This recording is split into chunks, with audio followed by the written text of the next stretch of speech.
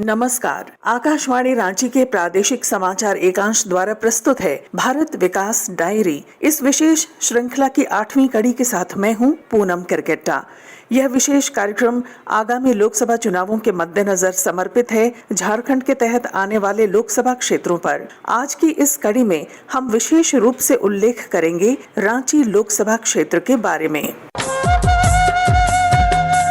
रांची लोकसभा संसदीय क्षेत्र राजनीतिक दृष्टिकोण के साथ ऐतिहासिक, सांस्कृतिक और धार्मिक महत्व को अपने आप में समेटे हुए है। लोकसभा चुनाव के सिलसिले में झारखंड में भी व्यापक तैयारियां की जा रही हैं। लगभग 2,54,66,000 से अधिक मतदाता अपने मताधिकार का प्रयोग कर सकेंगे। इनमें पुरुष मतदाताओं की संख्या 1,29,73,709 है, जबकि महिला मतदाताओं की संख्या 1,24,92,151 से अधिक। यदि बात करें थर्ड जेंडर की, तो ऐसे मतदाताओं की संख्या 413 है। राज्य के मुख्य निर्वाचन पदाधिकारी के रवि कुमार ने हमारे संवाददाता कर्मवीर से बातचीत में बताया कि झारखंड में समावेशी मतदाता सूची तैयार कर ली गई है और चुनाव की तैयारियां लगभग पूरी की जा चुकी हैं। अभी तैयारी के संबंध में मतदाता सूची का एक इंक्लूसिव रोल, समावेशी मतदाता सूची निर्माण करना था, उसका संबंध में काम ऑलमोस्ट कंप्लीट हो चुका है।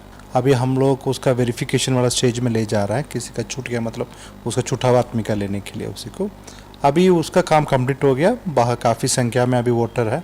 हम लोग का पूरा झारखंड में 2.54 करोड़ वोटर है। अभी उनका ईपी रेशियो देखेंगे, अब जेंडर रेशियो, सब कुछ हेल्थ पैरामीटर्स करके बोला जाता है हम रोल का, वो अब बहुत अच्छा है उसको। अभी हम लोग को ज़्यादा फोकस बूथ में हम लोग शिफ्ट कर रहे हैं, पोल मोबिलाइजेशन शुरू कर रहे हैं। पोल का तैयारी के लिए हम लोग कर रहे हैं अभी उसको। ग्रामीण क्षेत्र में तो वोटर मतलब मतदान के दिन निकलते हैं, वोट करते हैं, लेकिन शहरी इलाकों में सर यह थोड़ा सा परसेंटेज कम देखा जाता है। आपका लगातार फोकस रहता है सर कि इस जो गैप को इस पाटने का कोशिश किया जाए। सर इसके बारे में ये झारखंड में केवल नहीं, बाकी जहाँ पर भी ये प्रॉब्लम रहती है, शहरी क्षेत्र में थोड़ा सा मतदाता का प्रतिशत कम रहती है। इसका लेकर हम लोग को पिछले 3 साल से हम लोग रोल में काम करते आ रहा है। उसमें रोल में बहुत सुधार हुई।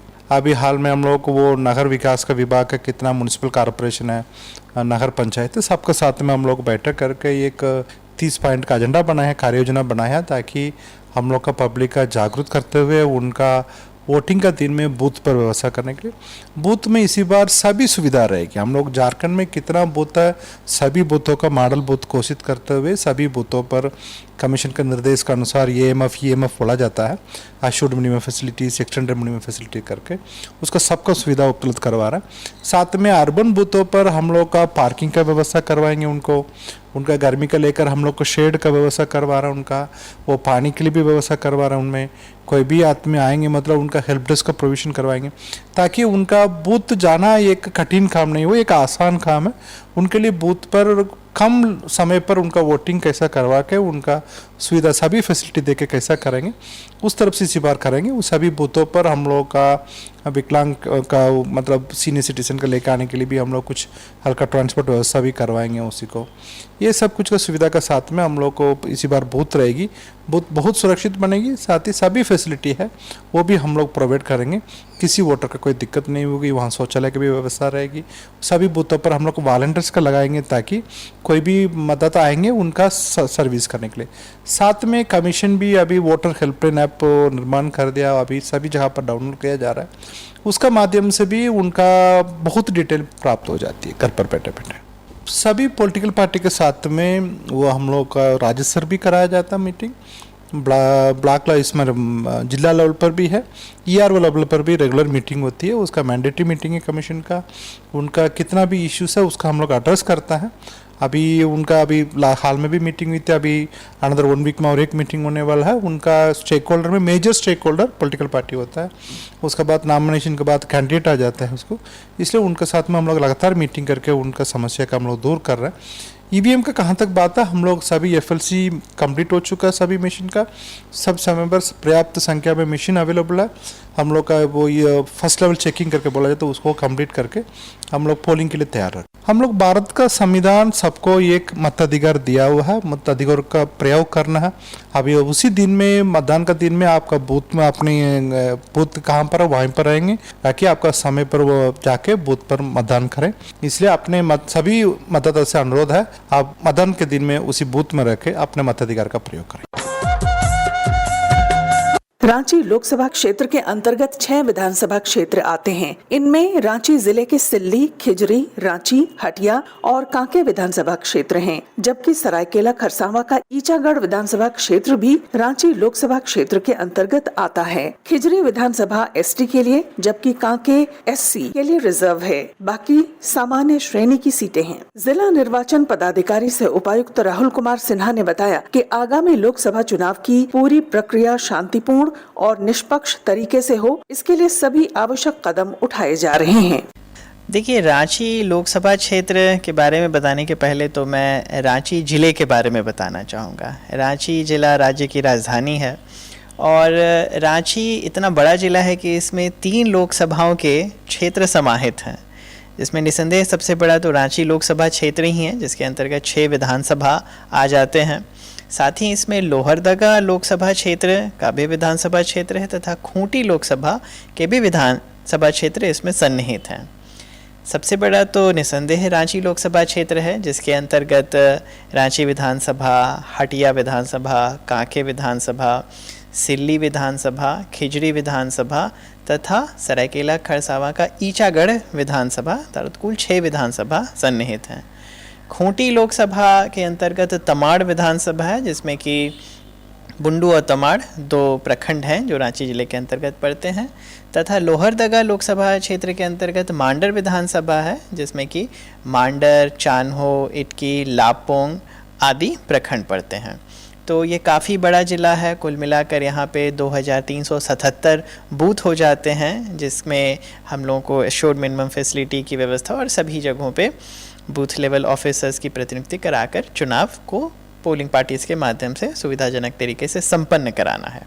लेटेस्ट स्पेशल समरी रिवीजन के अंतर्गत जो फाइनल इलेक्टोरल रोल का पब्लिकेशन 22 जनवरी 2024 को हुआ है, उसके अंतर्गत रांची पार्लियामेंट्री कंस्टिट्यूंसी में कुल 21,77,142 मतदाता अपने अपने मताधिकार का प्रयोग करने के लिए तय हुए हैं। इसमें पुरुषों की संख्या 10,86,564 है तथा महिलाओं की संख्या 10,56,360 है तथा तृतीय लिंग की भी संख्या 67 है।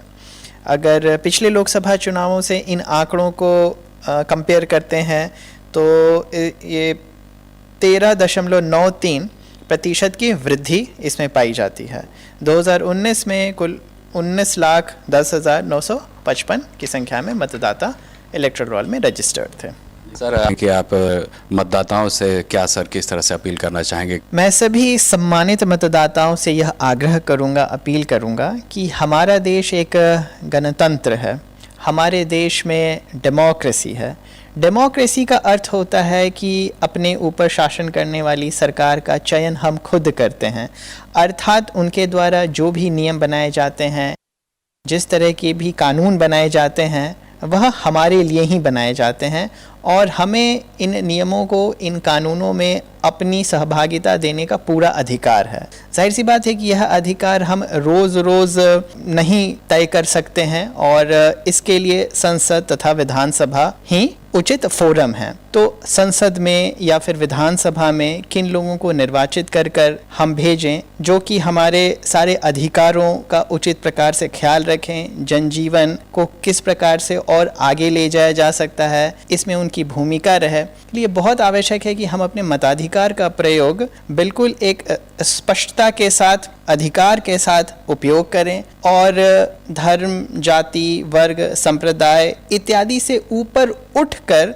अपने मताधिकार का प्रयोग करके जो बिल्कुल सुयोग्य कैंडिडेट होते हैं उनको इन विधानसभा अथवा संसद में भेजने की जो जिम्मेवारी है उसका संपूर्ण तरीके से निर्वहन करें। रांची लोकसभा क्षेत्र का प्रतिनिधित्व भारतीय जनता पार्टी के संजय सेठ कर रहे हैं। वर्ष 2019 में संपन्न लोकसभा चुनाव में उन्होंने अपने निकटतम प्रतिद्वंद्वी कांग्रेस के उम्मीदवार को भारी मतों से पराजित किया था। हमारे संवाददाता कर्मवीर से बातचीत में सांसद संजय सेठ ने कहा कि केंद्र सरकार के सहयोग और उनके प्रयास से संसदीय क्षेत्र में विकास से जुड़े कई प्रोजेक्ट को धरातल पर उतारा गया है। 3 प्लांट बनके तैयार। एक इंडस्ट्रियल बिल का टुपुदाना में 34 करोड़ की लागत से, 9 करोड़ की लागत से बड़ा तालाब और 250 करोड़ की लागत से जो सीवरेज का पानी जो प्लांट बनके तैयार। ये 3 बड़े काम पानी के क्षेत्र में। और इसी तरह रेलवे के क्षेत्र में लगभग 1 साल के अंदर 2000 करोड़ रुपया। रांची रेलवे स्टेशन वो विश्व स्तरीय बन रहा है लगभग 450 करोड़ की लागत से। 388 करोड़ से हटिया के स्टेशन, उसी तरह 90 करोड़ की लागत से पिस्का स्टेशन, उसी तरह लगभग 78 करोड़ की लागत से टाटी सिल्वे, फिर 70 करोड़ की लागत से नामकुम, उसी तरह 65 करोड़ की लागत से मुरी सिल्ली, फिर मेसरा। 2000 करोड़ रुपए पिछले 70 सालों में नहीं आया होगा जो 1 साल में आया। और अभी 26 तारीख को माननीय प्रधानमंत्री जी, ये भी वर्ल्ड रिकॉर्ड है, मेरे रांची लोकसभा में 400 करोड़ की लागत से 26 अंडरपास और आरओबी का शिलान्यास माननीय प्रधानमंत्री जी करने वाले हैं। 400 करोड़ की लागत से। यह है 1 साल के अंदर 2000 करोड़ प्लस 400 करोड़ माने 2400 करोड़ रुपया। अभी मैस्कुलस्कीगंज में बहुत दिन से डिमांड थी कि गेट बंद हो जाता था, लोग फंसे रहते थे, पर्यटन का केंद्र है, वहां पिछले महीने हमने फ्लाईओवर का शिलान्यास कर दिया। वहीं राय में हमने एक अंडरपास का शिलान्यास कर दिया, बन रहा है। एक सौदाग बस्ती में बहुत दिनों से हमारे आदिवासी भाई बहन पीड़ित होते थे, घूम के जाना पड़ता, जहां 10 मिनट में पहुंचना था उनको 8 किलोमीटर घूम के जाना पड़ता था। तो वो अंडरपास बन के तैयार हो गया, उसका उद्घाटन भी कर दिया हमने। इसी तरह चांडिल में, चांडिल कॉलेज के सामने बच्चे रेल लाइन पर पार करके जाते थे, वहां अंडरपास बन रहा है, लगभग 70% बन के तैयार हो गया है। तो रेलवे के क्षेत्र में आप देखो, रांची से हावड़ा वंदे भारत, रांची से पटना वंदे भारत, और वो मेसरा स्टेशन में भी रुक रही है। अब रांची से बनारस भी बहुत जल्दी मिलने वाली है। रेलवे के क्षेत्र में आमूल चूल परिवर्तन। अब विश्व स्तरीय रेलवे स्टेशन, विश्व स्तरीय गाड़ियां। उसी तरह रांची का एयरपोर्ट देख लीजिए, लगभग 100-125 करोड़ की लागत से वो रांची एयरपोर्ट अब बन रहा है और उसका एक्सपेंशन हो रहा है। यह वहां आप फ्लाइट्स देख लो, वहां कोल्ड स्टोरेज बन गया, वहां नया पार्किंग सिस्टम बन रहा है, सब कुछ रांची एयरपोर्ट। इसी तरह लगातार हम सब काम करते रहे और उन कामों पे आप जो हमारा एमपी लेड है, आप देखिए स्मशान घाट कैसे होते थे। स्मशान घाट लोग शव जलाने जाते थे, नाग भाव से उड़ते। आज हमने आप जो स्मशान घाट जो हमने बनाए, लगभग हमने 50 स्मशान घाट बनाए, वहां पथ बनाए, वहां मोक्ष द्वार बनाया, वहां बैठने का सेट स्थान बनाया, वहां 2-2 चूल्हे बनाए, वहां फिर अच्छे से संस्कार वो बनाया। इसी तरह अभी हम जुमारपुल नदी पे अगले 4-5 दिन बाद 4.5 करोड़ की लागत से 4.5 करोड़ की लागत है स्मशान घाट का हम शिलान्यास करने वाले हैं। ये ग्रामीण क्षेत्रों में शमशान शेड, 10 कर्म शेड, वो तो सैकड़ों की संख्या में बनाए। तो यह परिवर्तन, और इस तरह प्रधानमंत्री नरेंद्र मोदी जी जिस ऊर्जा से काम करते, जिस प्रेरणा से काम करते, वो प्रेरणा हम सब में कुछ प्रेरणा आ जाती है। रांची संसदीय क्षेत्र अंतर्गत केंद्र प्रायोजित योजनाओं और सांसद संजय सेठ की ओर से किए गए प्रयासों का लाभ बड़े पैमाने पर स्थानीय लोगों को मिला है। लोगों का कहना है कि रांची संसदीय क्षेत्र समेत देश भर में आधारभूत संरचना को खड़ा करने के साथ लोगों में सकारात्मक सोच का निर्माण किया गया है। जो रांची हमेशा से उपेक्षित रहता था, रांची का पूरा झारखंड उपेक्षित रहता था। पिस्का आरओबी का भी हम करेंगे चर्चा का, कि पिस्का आरओबी बनते बनते आज से चर्चा नहीं बहुत साल से हुआ। फिर जब सांसद हमारे जो बने, हमारे संजय सेठ, तब ये मामला जोर पकड़ा और फिर से इसमें काम लगा, सब कुछ हो रहा है। और भी अभी सब स्टेशन का कायाकल्प कर रहे हैं, जितना भी सिल्ली हो, धनबाद एरिया में, और भी 7, 8, 12 स्टेशन का वो कार्यकल्प का बात किए हैं। और बढ़िया है, एलिवेटेड रोड वगैरह बन रहा है रांची में 3-4 जगह पर। आज जहाँ भी नज़र जाए रोड इतना चकाचक और इतना चौड़ा। डकरा खिलाड़ी फील्ड में जहाँ से हम आते हैं, जहाँ मेरा निवास स्थान है, वहाँ भी ये देखने को मिलता है कि हर तरफ विकास का हवा बयार बह रहा है।